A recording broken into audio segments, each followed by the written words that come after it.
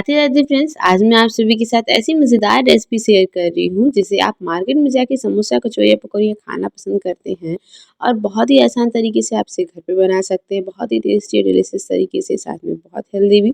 और हेल्दी के नाम से भागिएगा मत, ऐसा नहीं है कि हम इसमें कुछ ऐसा यूज़ नहीं करेंगे इसलिए चटपटा और टेस्टी ना बने। तो फटाफट से आज की रेसिपी स्टार्ट करते हैं। क्या क्या इंग्रेडिएंट है फटाफट देख लेते हैं। सबसे पहले हमें कढ़ाई में 2 चम्मच तेल डालना है। सरसों का तेल, कोई भी तेल आप जो भी खाना पसंद करते हैं इस्तेमाल कर सकते हैं। मीडियम फ्लेम पर गरम करेंगे, फिर इसमें पंचफोरन डालेंगे और साथ में यहाँ पर हरी मिर्च और शिमला मिर्च को काट करके ऐड कर लेंगे। इसी के साथ हमने यहाँ पर बारीक कटा हुआ प्याज भी ऐड किया हुआ है। यहाँ पर हमने आधा प्याज और आधा शिमला मिर्च ऐड किया हुआ है। हल्का सा सॉफ्ट हो जाएंगे जैसे प्याज और शिमला मिर्च, तो हम यहाँ पर उबले हुए आलू ऐड करेंगे। 3 उबले हुए आलू हैं। इसी के साथ हम इसमें 1 चम्मच डालेंगे गरम मसाला और स्वाद के अनुसार नमक। इसके फ्लेवर और टेस्ट को बढ़ाने के लिए हम यहाँ पर आधे नींबू का रस इस्तेमाल करेंगे।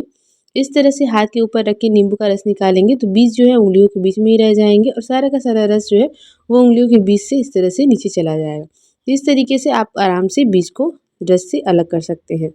अब हमें क्या करना है, बस इन्हें चलाते हुए अच्छे से भून लेना है जिससे कि मसाले जो हैं वो अच्छे से भून सके, क्योंकि मीडियम टू लो फ्लेम कर देंगे इस स्टेज पे और अच्छे से मसाले भून जाएंगे तो ये अच्छे से पक सकेंगे और अच्छे से आलू के साथ मिक्स हो सकेंगे। तो यहाँ पर मैं आपको बता दूँ कि अगर आप चाहें तो आलू को कद्दूकस करके या हाथों से अच्छी तरीके से मैश करके भी ले सकते हैं।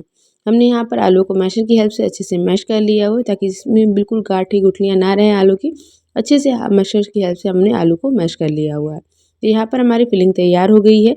इस तरह से बनी हुई फिलिंग बहुत चटपटी, टेस्टी और बहुत ही आसान होती है बनाने में। झटपट से आप इसे बना करके तैयार कर सकते हैं। तो लीजिए फिलिंग तैयार हो गई है, इसे रख देते हैं साइड में ठंडा होने के लिए। जब तक फिलिंग ठंडा होती है तब तक हम बाकी की और तैयारियां कर करके रख लेते हैं। हमने यहाँ पर गूथा हुआ आटा लिया हुआ है। आप चाहें तो आटे को गूथ करके भी तुरंत ले सकते हैं। यहाँ पर हमने पहले आटे को गूथ करके रखा हुआ था, वही आटा इस्तेमाल कर लिया हुआ है। अगर आप चाहें तो आटा ले लीजिए और बाकी के जो इंग्रेडिएंट हम इसमें ऐड करेंगे वो तुरंत डायरेक्ट आटे के साथ ऐड कर लीजिए, या फिर आप गूथे हुए आटे में भी इस इंग्रेडिएंट को ऐड कर सकते हैं। यहाँ पर हमने आटे के बीच में थोड़ा छोटा सा गड्ढा कर लेना है। इसमें हम थोड़ी सी कटी हुई लगभग 1 चम्मच के आसपास हरी धनिया की पत्तियाँ ऐड करेंगे। साथ में ही हम यहाँ पर आधा चम्मच कश्मीरी लाल मिर्च पाउडर ऐड करेंगे। इसी के साथ इसके फ्लेवर और टेस्ट को एकदम चटपटा और टेस्टी बनाने के लिए हम आधा चम्मच चाट मसाला पाउडर ऐड करेंगे। साथ में ही हम यहाँ पर आधा चम्मच गरम मसाला पाउडर ऐड करेंगे। 1 चम्मच सफ़ेद वाली तिल ऐड करेंगे। साथ में ही हम 2 चुटकी कलौंजी ऐड करेंगे। इसके बाद से आधा चम्मच जीरा ऐड करेंगे। फिर हम यहीं पर 2 चम्मच मस्टर्ड ऑयल यानी कि सरसों के तेल का इस्तेमाल करेंगे। इसी के साथ हम यहीं पर स्वाद के अनुसार नमक ऐड कर लेंगे। लगभग 2 से 3 चुटकी, बहुत ज़्यादा नमक हमें इस्तेमाल नहीं करना है क्योंकि हमने यहाँ पर आलू के मसाले का भी इस्तेमाल करना है जिसमें हमने ऑलरेडी नमक यूज़ किया हुआ है। अगर आपने यहाँ पर आटा गूथा हुआ नहीं लिया हुआ है तो आप यहाँ पर नॉर्मल गेहूं के आटे में ये सारे इंग्रेडिएंट डाल करके पानी के साथ गूथ सकते हैं। सबसे पहले इन सभी चीज़ों को अच्छे से पहले आटे में मिक्स कर लीजिएगा, फिर पानी डाल करके अच्छे से गूथ लीजिएगा। सजेस्ट करूँगी कि हल्का गुनगुना पानी का इस्तेमाल कीजिएगा तो बहुत अच्छा रहेगा। हमने यहाँ पर सभी चीज़ों को अच्छे से आटे में मिक्स कर लिया हुआ है और मिक्स करने के बाद इसकी बड़ी बड़ी लोइयाँ तोड़ ली हुई हैं। तो फिलहाल इसकी लोई तो हमने बड़ी तोड़ी हुई थी, बट हमें लोइयों के लिए थोड़ा और बड़ा चाहिए था, इसलिए पूरा का पूरा आटा हमने ले लिया हुआ और एक ही साथ इसकी बड़ी सी एक लोई हम बना करके तैयार कर रहे हैं, क्योंकि हमें इससे बेलनी है एक बहुत बड़ी सी रोटी, ताकि हम अपने नाश्ते को एक ही साथ बना सके और बहुत ज़्यादा यम्मी और डिलीशियस भी और बहुत ही आसान तरीके से। तो हमने यहाँ पर बड़ी सी लोई बना करके तैयार कर ली हुई है। इसमें आटा लगा लेंगे और आटा लगाने के बाद इसे बेलन की हेल्प से बेल लेंगे। बेलते वक्त ध्यान रखिएगा कि हमें नॉर्मल जैसे रोटी की मोटाई होती है उससे हल्की सी पतली बस करनी है, बहुत ज़्यादा पतली नहीं करनी है, हमें हल्की सी पतली करनी है और एकदम बड़ी सी रोटी बेल करके तैयार कर लेनी है इस तरीके की। देख ही सकते हैं आप सभी, हमने यहाँ पर एक बड़ी सी रोटी बना करके तैयार कर ली हुई है। इस तरीके से जब आप बड़ी सी रोटी बना लेंगे तो एक साथ ढेर सारा नाश्ता आप तैयार कर सकते हैं कम मेहनत में ही। यहाँ पर हमने 1 चम्मच हरी चटनी का इस्तेमाल किया हुआ है। साथ में ही हम यहाँ पर 1 चम्मच टमाटो सॉस का इस्तेमाल कर रहे हैं। आप चाहें तो हरी चटनी या फिर मीठी चटनी में से किसी एक का भी इस्तेमाल कर सकते हैं, या फिर सिर्फ टमाटो सॉस से भी इस रेसिपी को बना सकते हैं। अगर आप चाहें तो पिज़्ज़ा सॉस भी यहाँ पर ऐड कर सकते हैं। बहुत ज़्यादा चटनी मत डालिएगा वरना जो हमारा आलू का मसाला है वो इस रेसिपी में चिपकेगा नहीं। तो इसलिए बस 2 चम्मच यहाँ पर हमने ऐड किया हुआ है हरी मिर्ची और टमाटो सॉस को मिला करके पूरी की पूरी रोटी पर हमने अच्छे से फैला दिया एक पतली सी लेयर, जिससे कि हमारे नाश्ते में एक चटपटा सा टेस्ट आ जाएगा। आलू का मसाला हमने फैला दिया हुआ किनारों की तरफ, देख ही सकते हैं आपने, हमने मसाला बिल्कुल कम रखा हुआ, बिल्कुल ना के बराबर।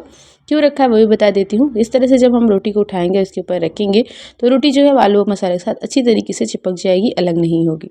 बस इसी तरीके से हम एक एक करके यहाँ पर रोटी को पलटते जाएंगे, जिससे कि रोटी जो है अच्छे से आलू के मसालों के साथ पलटती जाएगी। अब जो किनारों की तरफ हमने छोड़ा हुआ है सेम प्रोसेस से आप उसे पलटेंगे तो वो आराम से आटे के साथ बहुत अच्छी तरीके से चिपक जाएगी। यहाँ पर पानी घोल वगैरह लगाने की हमें ज़रूरत नहीं पड़ेगी और इसी तरीके से हमारा नाश्ता जो है आसानी से बन करके तैयार हो जाएगा। तो बस एक-एक फ़ोल्ड देते हुए हमने यहाँ पर लगभग 3 से 4 फ़ोल्ड में अपने नाश्ते को तैयार कर लिया हुआ है। अच्छी तरीके से हाथों से थपथपाएँगे जिससे कि ये आपस में अच्छे से चिपक जाए और हल्का-हल्का मुलायम और सॉफ्ट आटा होने की वज़ह से ये बहुत ही आसानी से आपस में चिपक जाते हैं। तो यहाँ पर हमने पूरे के पूरे नाश्ते को इस तरीके से चिपका करके एक बड़ा-सा नाश्ता बना करके तैयार कर लिया हुआ। अगर आप चाहें फ्रेंड्स तो इसे भाप में पका करके 3 से 4 दिन के लिए आराम से स्टोर कर सकते हैं और जब भी मन करे बस इन्हें कट कर लीजिए और इसे गर्मा-गर्म तेल में फ्राई करके, शैलो फ्राई करके या बस सेक करके हल्का-सा तवे पर खा सकते हैं। तो सबसे पहले अभी हमें तुरंत बनाना है तो हमने नाश्ते को छोटे-छोटे पीसेस में कट कर लिया हुआ है।